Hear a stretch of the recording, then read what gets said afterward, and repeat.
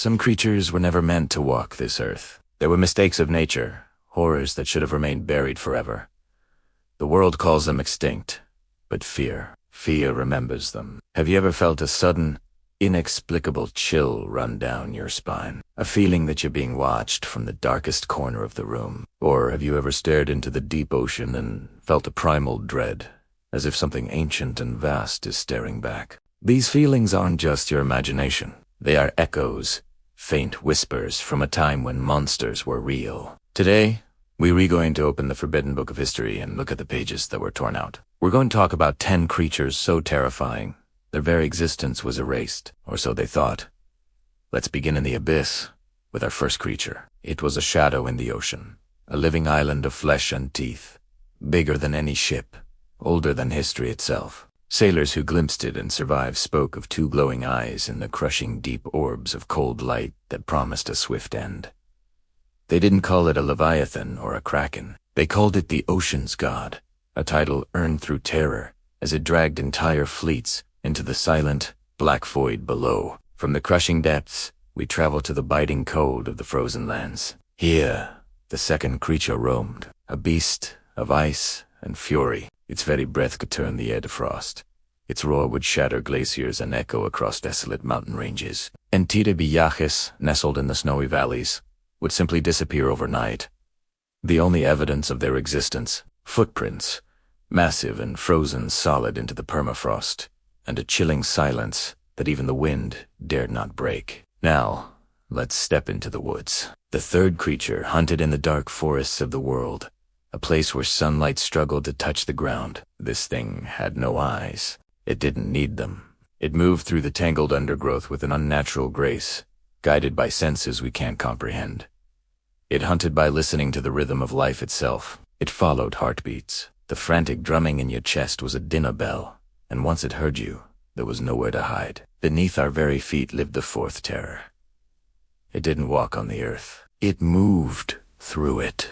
Stone and soil were like water to this subterranean horror. People in ancient settlements wouldn't see it coming. They would feel it. A low, deep vibration that started in the soles of their feet and traveled up their spine. The ground itself would become its weapon, swallowing homes, livestock, and people whole. There was no escape when your only refuge, the solid earth, betrayed you. Looking up, the fifth creature claimed the skies as its domain. Its wings were like gathering storm clouds, so vast they could blot out the sun and cast entire cities into an unnatural twilight. Its screech was like rolling thunder, a sound that cracked stone and shattered nerves. To see its shadow pass overhead was to know that your world was about to end. Sunlight itself would vanish, and in the darkness that followed, it would descend. The sixth creature is perhaps the most disturbing. It lived in the rivers and lakes, and from a distance, it looked human. A lone figure waiting in the shallows, but as you got closer, the illusion would shatter. Its mouth would open far too wide, stretching into a grotesque, impossible smile filled with needle-like teeth. Its eyes, large and dark, never blinked. It would just stand there, smiling that wrong smile, waiting for you to get close enough to see the truth. The seventh creature is a paradox. It was born from pure darkness, a being that had no fixed form. It was a shifting shape, a living shadow, a tangible presence of fear. You couldn't fight it, because you couldn't touch it. You couldn't run because it was as fast as your own shadow. It was the embodiment of that feeling you get when you alone in the dark, the absolute certainty that you are not alone at all. From darkness, we turned to fire. The eighth creature was a master of flames.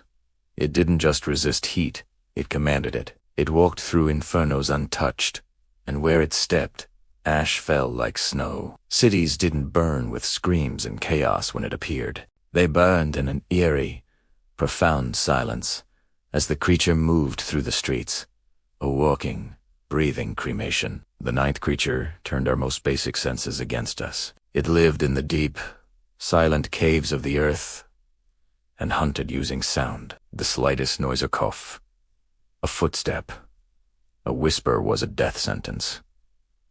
But absolute silence was just as deadly. The only way to survive was to make a continuous, steady noise. So ancient people learned to hum, to chant, to sing, anything to keep the silence at bay. They even learned to stop breathing for as long as they could, because the sound of their own lungs was a beacon. And finally, the 10th creature, the most terrifying of all. It lived among us. It looked like us. It spoke like us, laughed like us, and smiled like us. It could be your neighbor, your friend, the person you pass on the street every day. It was a perfect mimic, a flawless copy. But it was not human, and no one ever knew what it truly was until it was far, far too late. So, where did they go? These 10 nightmares of the natural world. History tells us they vanished. Some were supposedly destroyed in ancient cataclysms. Some simply disappeared.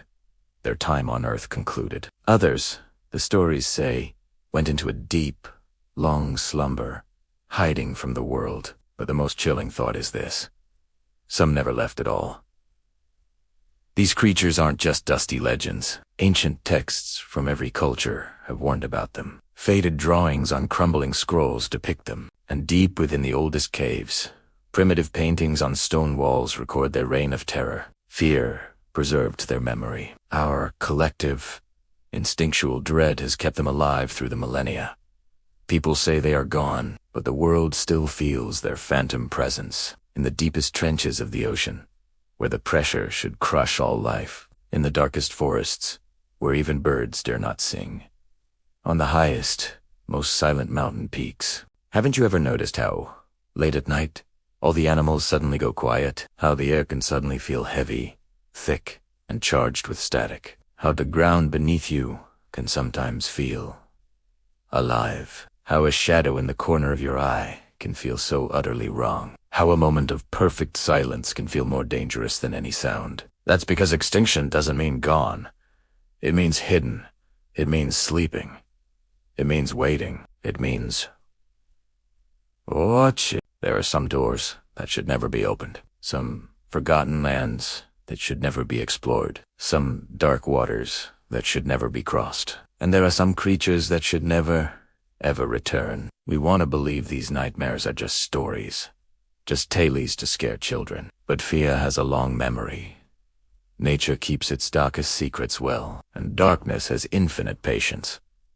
Time moves in cycles. What has been can be again, and legends always have a way of coming back. If they do return, if these 10 terrors reawaken, our modern world won't be ready. Our skyscrapers will become silent tombs. Our city lights will go out one by one. The fear we only read about will become real, and survival will become a forgotten luxury. Because these beings were never just animals. They were warnings. They were punishments. They were nature's living nightmares, crafted to remind us of our place. And some nightmares should never exist again. Thank you for joining me on this journey into the dark. If you enjoy exploring the mysteries that lie just beyond the veil of our reality, make sure to like this video and subscribe to the channel. Let me know in the comments which of these creatures you find the most terrifying. Stay curious and stay safe.